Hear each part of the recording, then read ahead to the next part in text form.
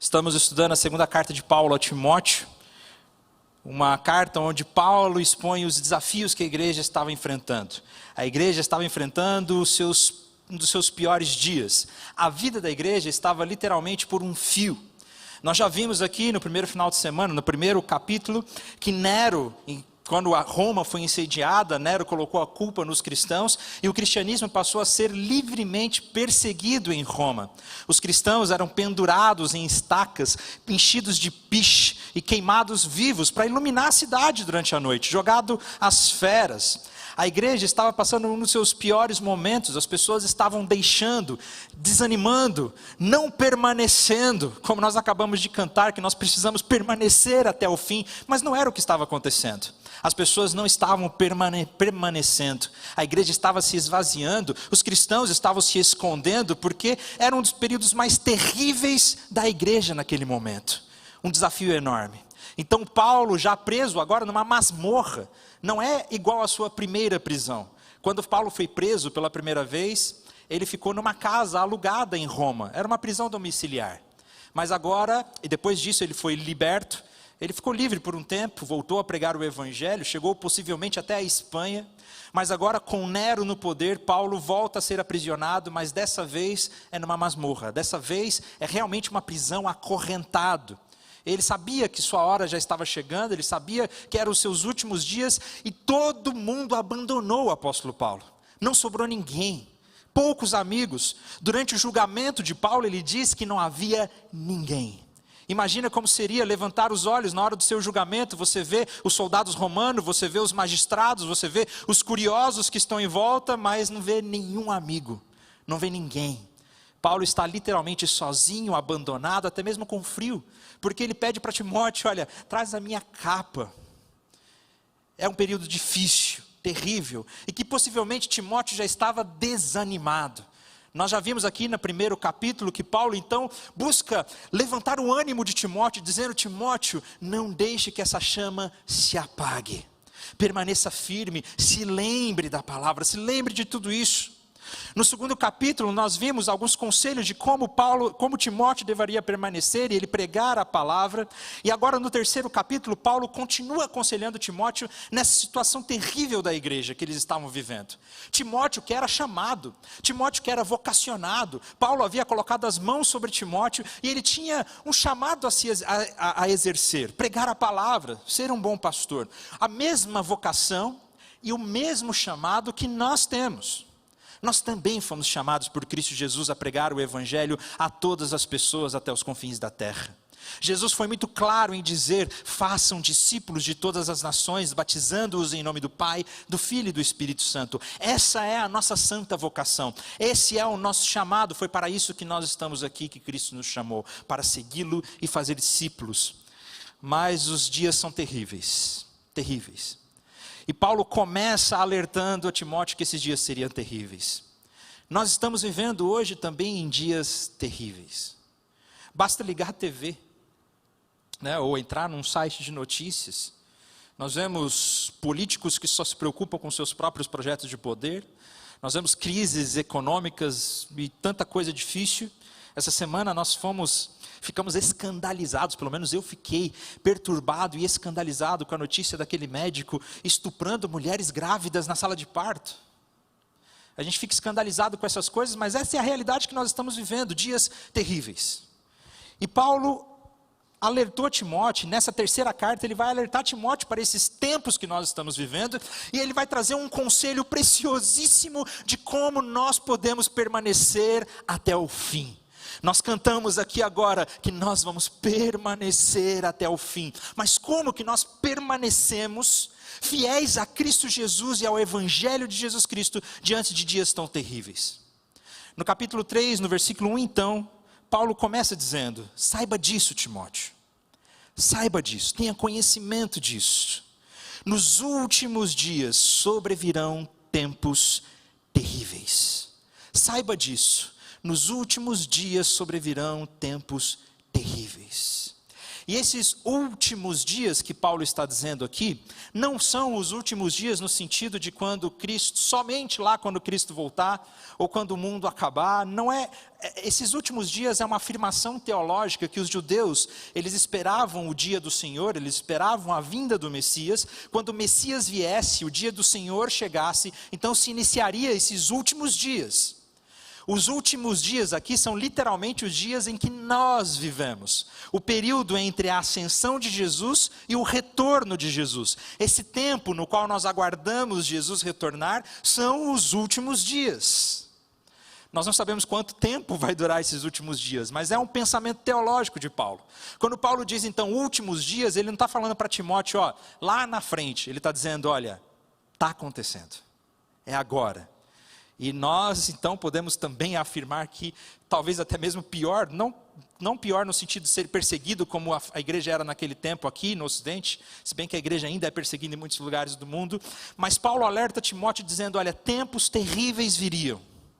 Os homens serão egoístas, avarentos, presunçosos, arrogantes, blasfemos, desobedientes aos pais, ingratos, ímpios, sem amor pela família, irreconciliáveis, caluniadores, sem domínio próprio, cruéis, inimigos do bem, traidores, precipitados, soberbos, mais amantes dos prazeres do que amigos de Deus. E aí vem a pior parte de todas, tendo aparência de piedade, olha só, ele está falando de gente dentro da igreja também, tendo aparência de piedade, mas negando o seu poder. Afaste-se dessas pessoas. Paulo alerta Timóteo dizendo, olha, dias terríveis realmente continuarão. Lembra, se nós lembrarmos do primeiro capítulo e do segundo capítulo, de tudo que Paulo está dizendo para Timóteo, e convidando Timóteo a ir visitá-lo em Roma, no pior lugar onde ele poderia ir, e Paulo está dizendo, olha Timóteo, eu tenho uma péssima notícia para você, as coisas não vão melhorar. Olha isso, as coisas não vão melhorar,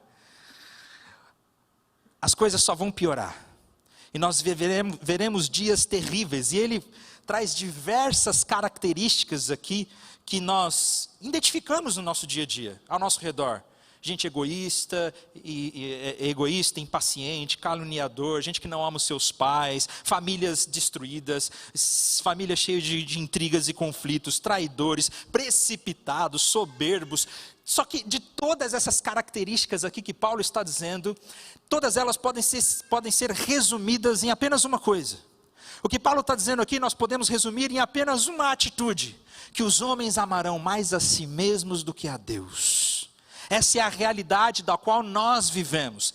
Esse é o problema do mundo. Esse é o pecado original. Essa é a razão de todas as guerras, de todos os conflitos, de todos os divórcios, de todos os problemas de relacionamento que você já teve.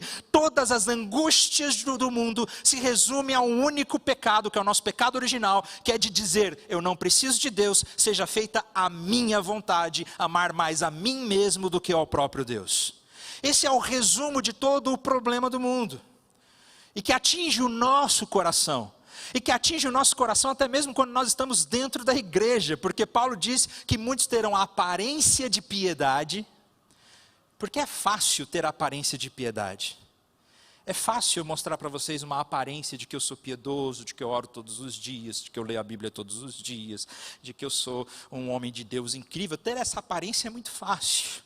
Mas no nosso coração, os amores, os afetos estão desorganizados e nós caímos no mesmo pecado de sempre, de amar mais a nós mesmos do que a Deus.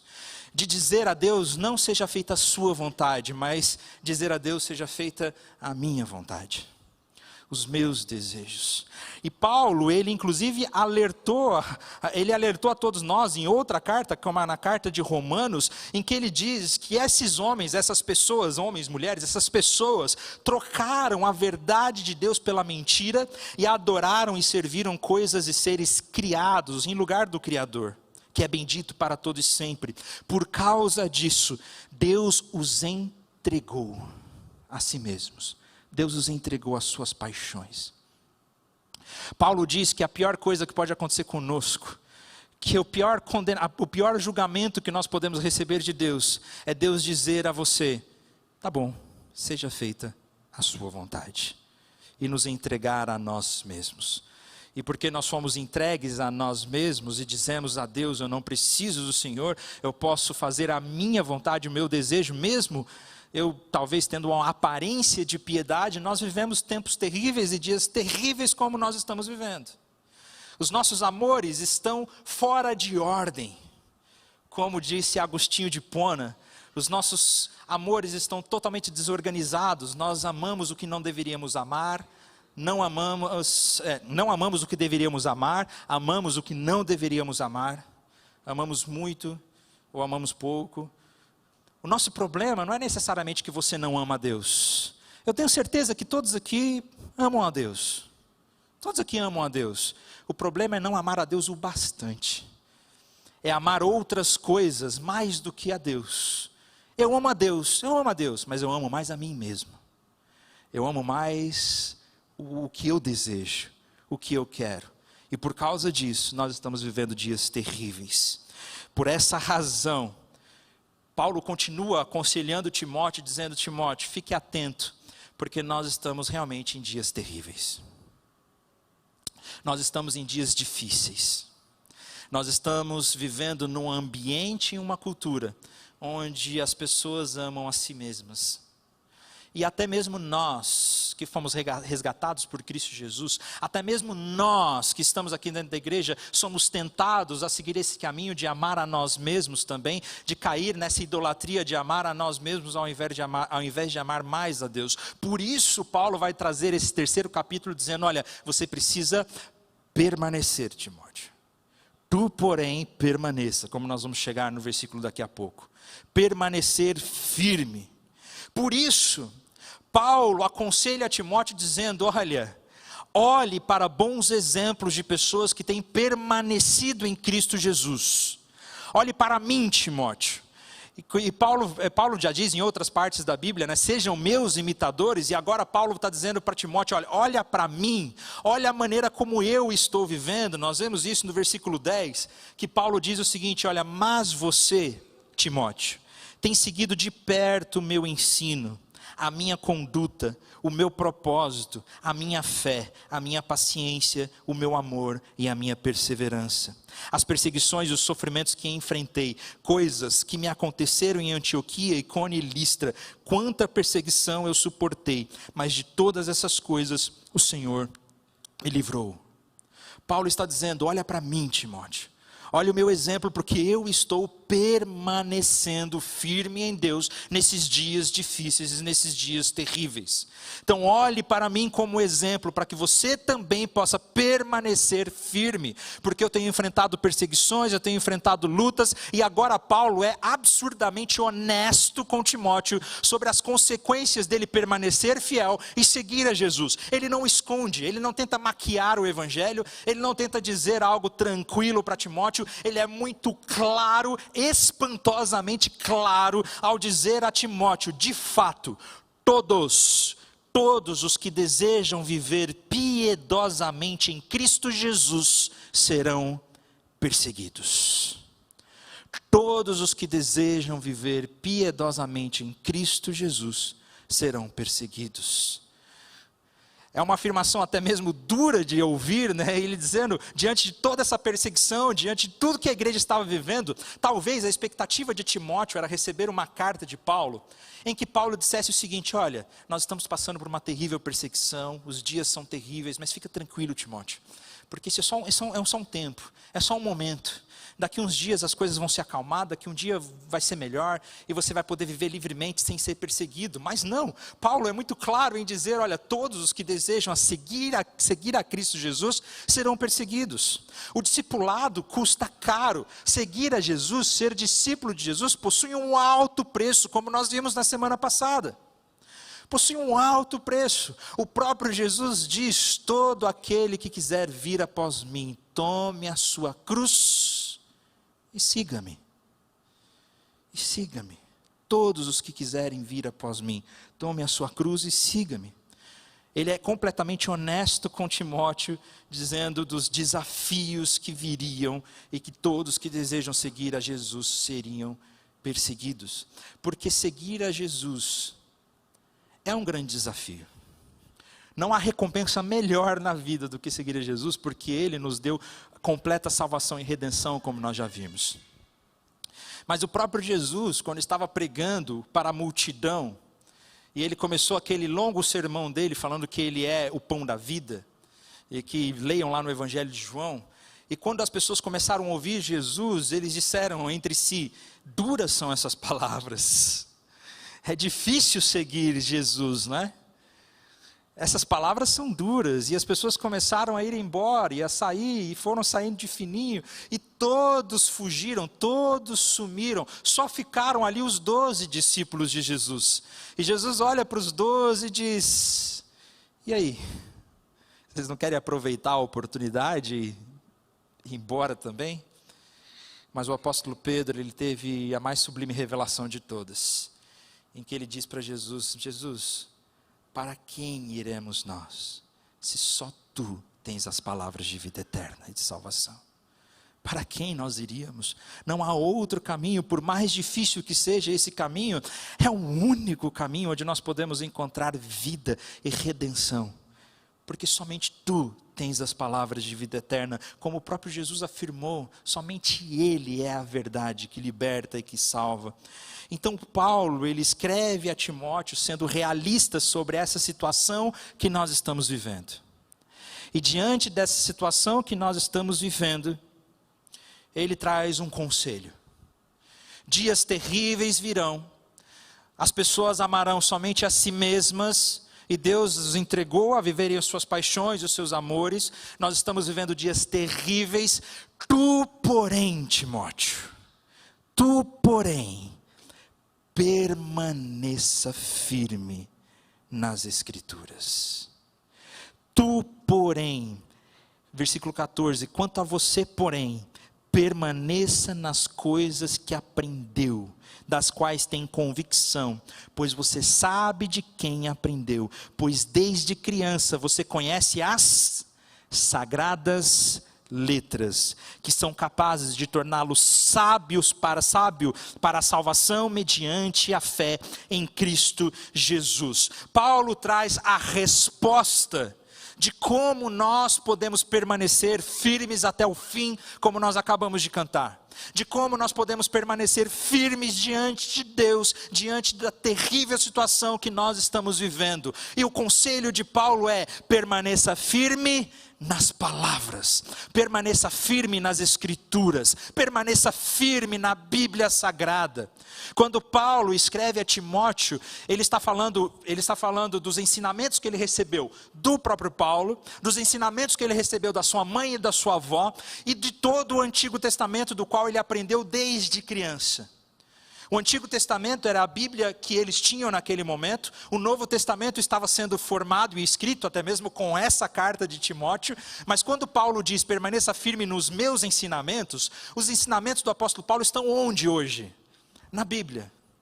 Então Paulo está dizendo, permaneça firme na Bíblia, permaneça firme na palavra do Senhor, permaneça firme nos estudos da doutrina, permaneça firme em conhecer a Deus por meio daquilo que Ele se revelou a nós, que é a Bíblia Sagrada. Porque a Bíblia, a palavra de Deus, ela nos revela a história de salvação da qual nós fazemos parte. E é interessante que Paulo diz o seguinte, olha, por que nós devemos permanecer firme na palavra?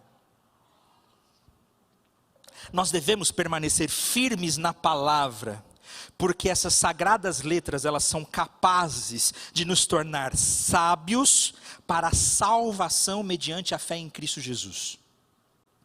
O que Paulo está dizendo é o seguinte, olha, porque é por meio da palavra de Deus, é por meio da Escritura, que nós conhecemos a história da qual nós fazemos parte. É por meio da palavra que nós conhecemos a história da nossa salvação. É por meio da palavra que nós conhecemos a história do Evangelho, que Jesus Cristo morreu por nossos pecados, nos reconciliou com Deus e nos declarou justos por meio da fé.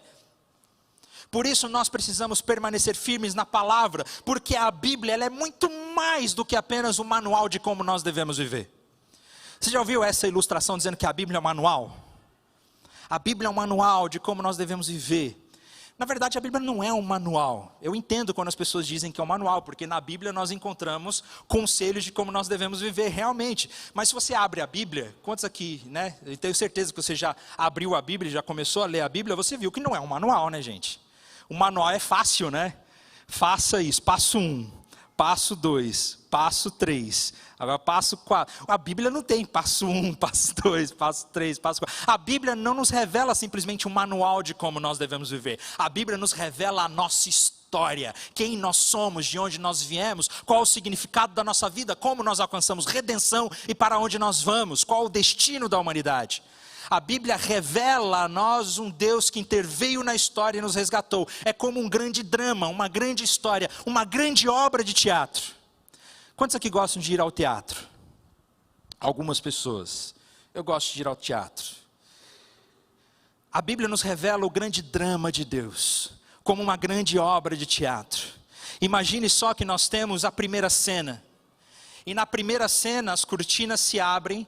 E aí nós temos a primeira cena, que é Deus criando, você e eu, Deus criando a humanidade. Deus criou o mundo, Deus criou o homem e a mulher, a sua imagem e a sua semelhança, dignos de amor. E Deus criou o homem e a mulher com o propósito de amá-lo, de adorá-lo, de ser amado por Deus. Nós somos criados para amar a Deus e ser amados por Ele. Essa é a grande primeira cena. Deus nos criou com um propósito, com um significado, com o objetivo de sermos amados, de amarmos e de sermos amados. Essa é a primeira cena. Fecham-se as cortinas. Nós vamos agora para a segunda cena. Abrem-se as cortinas, as luzes se acendem e na segunda cena nós temos o grande problema do mundo, a queda. Porque nós, seres humanos que fomos criados para amar a Deus, escolhemos, nos rebelamos contra Deus e escolhemos amar a nós mesmos ao invés de amar a Deus acima de todas as coisas. Nós dissemos para Deus: eu não preciso de você, eu dou conta de conduzir a minha vida sozinho. Essa foi a queda, o pecado original lá no Éden. Aí entrou o problema do pecado no mundo. Nós somos separados de Deus. Nós somos separados de Deus e não havia mais como nós nos relacionarmos diretamente com Deus, porque fomos expulsos da sua presença. Essa é a segunda cena. Fecham-se as cortinas. Nós vamos agora para a terceira cena dessa grande obra. Abrem-se as cortinas, acendem-se as luzes e Deus revela então uma promessa. Ele diz: eu vou resolver esse problema da grande separação. Ele prometeu desde Eva, dizendo que do ventre da mulher viria aquele que pisaria a cabeça da serpente e resolveria todo esse problema. E nessa nossa terceira cena, durante todo o Antigo Testamento, nós vemos Deus se manifestando, se revelando, se envolvendo com sua criação e meio que conspirando para que a sua promessa se cumprisse. Com a vinda de Jesus Cristo, vemos Deus conduzindo o seu povo para que o problema fosse solucionado. Apagam-se as luzes, fecham-se as cortinas, fim da terceira cena. Agora nós temos a quarta cena. Abrem-se as cortinas, Deus acende-se as luzes, Deus cumpre o seu propósito, Deus cumpre a sua promessa em Cristo Jesus. O próprio Deus se encarnou no meio de nós, morreu na cruz, pagou pela nossa dívida, ressuscitou ao terceiro dia e diz: agora não há condenação para aqueles que estão em Cristo Jesus. Todos vocês são meus filhos por meio da fé. O problema lá da segunda cena foi resolvido, o problema acabou. Não há mais separação entre Deus e o ser humano, não há mais separação entre nós e Deus. Apagam-se as luzes, fecham-se as cortinas, fim da quarta cena. Mas agora, abrem-se as cortinas para uma nova cena.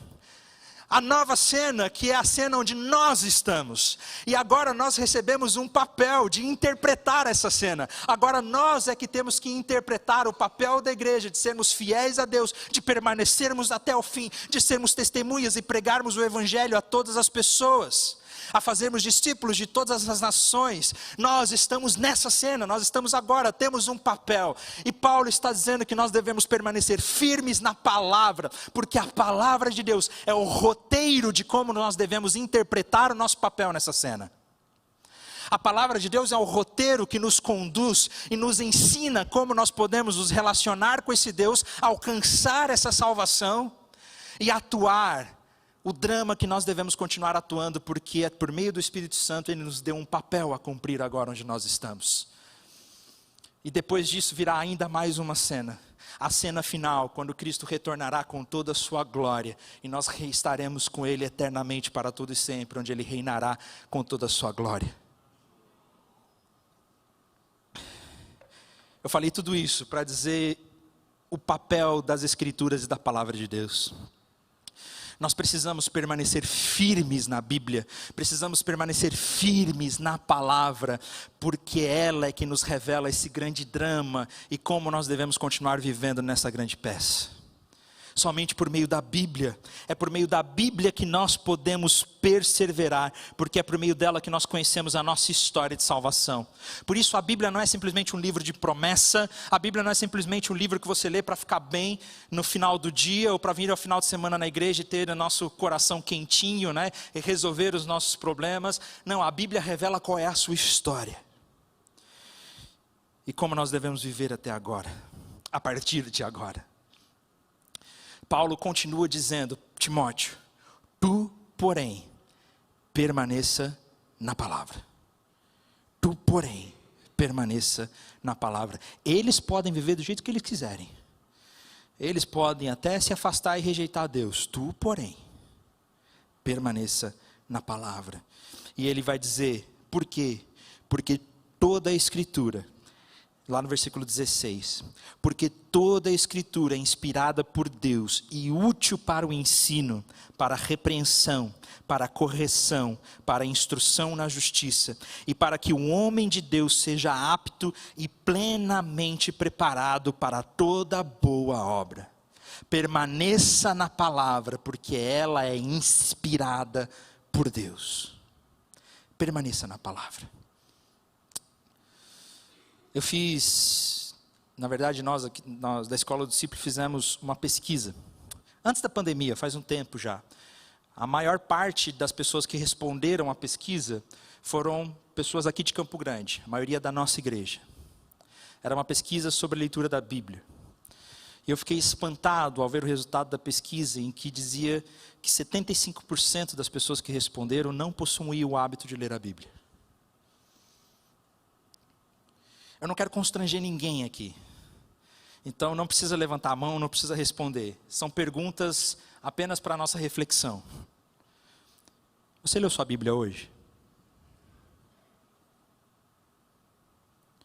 Ou, para aqueles que não leram, você leu sua Bíblia essa semana? Você tirou tempo para ler? Você leu sua Bíblia esse mês? Você tem uma Bíblia? Mas é sério, gente, se você não tem Bíblia, não tem problema, porque tem gente realmente que ainda não teve esse acesso. Não conheceu, né? Se você não tem uma Bíblia e quiser, por favor, nos procure no final do culto. A gente faz questão de te arrumar uma. E tem até tanto aplicativo, tanta coisa de graça para ler. Ou você leu sua Bíblia esse ano? Nós cantamos aqui, Senhor, nós vamos permanecer firmes até o fim. E Paulo diz, a única maneira de nós permanecermos firmes é na palavra. É na palavra. E aí nós descobrimos o que é a palavra, o que a Bíblia é. E Paulo diz, a Bíblia é palavra do próprio Deus. Ela é inspirada por Deus. Foi o próprio Deus quem escolheu se revelar na história, por meio de homens e mulheres que registraram as Escrituras, mas o Espírito Santo inspirou pessoas a escreverem, e isso significa que a Bíblia é a palavra de Deus. Isso significa que no mundo terrível que nós estamos vivendo, Deus não está em silêncio sobre o que está acontecendo. O mundo pode tentar tapar os nossos ouvidos para não ouvirem o que Deus tem a dizer, mas tenha certeza, o leão não pode ser amordaçado, o Senhor não está em silêncio, e cada vez que alguém abre as páginas da Bíblia, o hálito de Deus se faz presente. Ela é palavra inspirada de Deus, é o próprio Deus falando ao mundo, ao meu coração e ao seu coração. Se você deseja permanecer firme até o final, se você deseja ter um íntimo relacionamento com Deus, se você deseja conhecer a Deus como um pai e como um amigo e ouvir a sua voz, abra a sua Bíblia e leia e medite nela dia e noite. porque ela é lâmpada para os nossos pés, é ela que ilumina o nosso caminho. Meu irmão, se você tem falhado na sua leitura bíblica, na sua permanência em Cristo por meio da Bíblia, eu te incentivo hoje a já colocar um horário no seu celular aí para despertar amanhã, num horário que você pode, dizendo: esse vai ser o meu horário de ler a palavra, o meu horário de me encontrar com Deus, porque é por meio da Bíblia que nós nos encontramos com Ele, que Ele fala. Você quer ouvir Deus falar? Abra sua Bíblia e leia, porque ela é palavra de Deus a nós, revelada a nós pelo próprio Deus. Paulo diz: o que a Bíblia é? Toda a Escritura é inspirada por Deus, ela é palavra de Deus a nós. Em seguida, Paulo traz algumas características do que a palavra faz conosco. E ele vai dizer que a palavra nos torna sábios para a salvação. Nós já lemos sobre isso e falamos sobre isso, porque a Bíblia revela a nossa história, a história do Evangelho de Jesus Cristo e como nós fomos salvos. É por meio da Bíblia que nós encontramos redenção e salvação. Em segundo lugar, a Bíblia nos ensina. Ela nos ensina toda boa palavra, ela nos ensina como nós devemos viver, do que nós devemos nos arrepender e do que nós precisamos fazer. Ela nos ensina, a Bíblia nos repara o erro, ela nos corrige. Já teve vários textos da Bíblia que eu li e que depois que eu li eu queria não ter lido. Mas eu li. E porque eu li, eu tenho que obedecer. E a Bíblia é que corrige o nosso coração. A Bíblia nos fere. Ela nos fere porque ela é a palavra de Deus viva e eficaz. Como diz o autor de Hebreus, mais afiada que qualquer espada de 2 gumes. Ela penetra até o ponto de dividir alma e espírito, juntas e medulas, e julga os pensamentos e a intenção do coração. Nada em toda a criação está oculto aos olhos de Deus. Tudo está descoberto e exposto diante dos olhos da quem devemos prestar contas. E é a Bíblia que nos descortina. É a Bíblia que revela o nosso pecado, é a Bíblia que revela o nosso próprio erro, é as Escrituras que nos revelam um Deus verdadeiro. A palavra de Deus, ela é poderosa, ela brilha sobre nós e ela nos ilumina de tal forma que todo aquele que entende a palavra, confessa a palavra e tem certeza dela, tem o seu coração transformado e regenerado. Porque somente por meio da Bíblia nós descobrimos quem Deus realmente é. Porque sem a Bíblia, sem a palavra, com certeza nós vamos criar um Deus à nossa própria imagem, à nossa própria semelhança. Nós vamos criar um Deus de acordo com a nossa própria imaginação. Um Deus que nunca discorda da gente. Um Deus que nunca tem, porque eu nunca tenho problema, né? Um Deus, como as pessoas costumam dizer, porque Deus é amor. Sim, Ele é amor. Só que a gente ouve o mundo dizendo que Deus é amor, no sentido de que Ele nunca nos confronta, Ele nunca diz qual é o nosso erro, Ele nunca nos corrige, não, porque Ele é amor. Mas o amor que é amor, não é um amor que nunca corrige, não é um amor que nunca exorta. Eu tenho certeza que se você começar um relacionamento com alguém, seja de namoro, noivado ou casamento, e essa pessoa a vida inteira sempre concorda com você e nunca te confronta em nada, com certeza vai chegar um momento que você vai perceber que ela não te ama. Isso não é amor de verdade. Porque quem ama, corrige, exorta. Porque somente na Bíblia nós descobrimos um Deus real, complexo. Se você tiver um relacionamento com uma pessoa real, você vai descobrir que os relacionamentos são complexos. E por isso a Bíblia nos revela um Deus verdadeiro. Um Deus que nos transforma. Um Deus que corrige o nosso coração. É a palavra que nos exorta, é a palavra que nos confronta. É a Bíblia que mostra o nosso erro. Por isso nós devemos ter tempo com Deus e orar as Escrituras. Orar a Bíblia. Porque o nosso coração é um coração mau. É um coração pecador.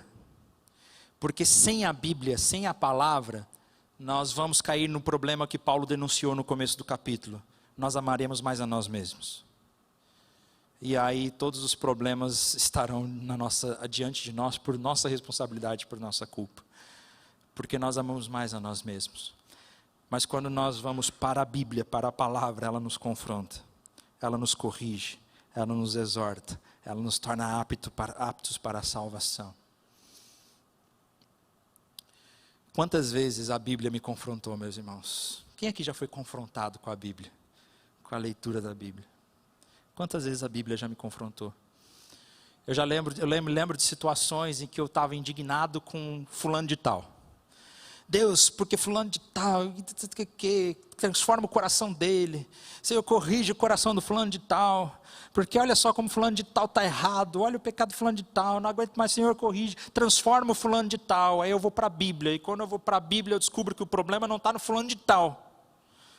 Que o problema está no meu coração orgulhoso e no meu ego.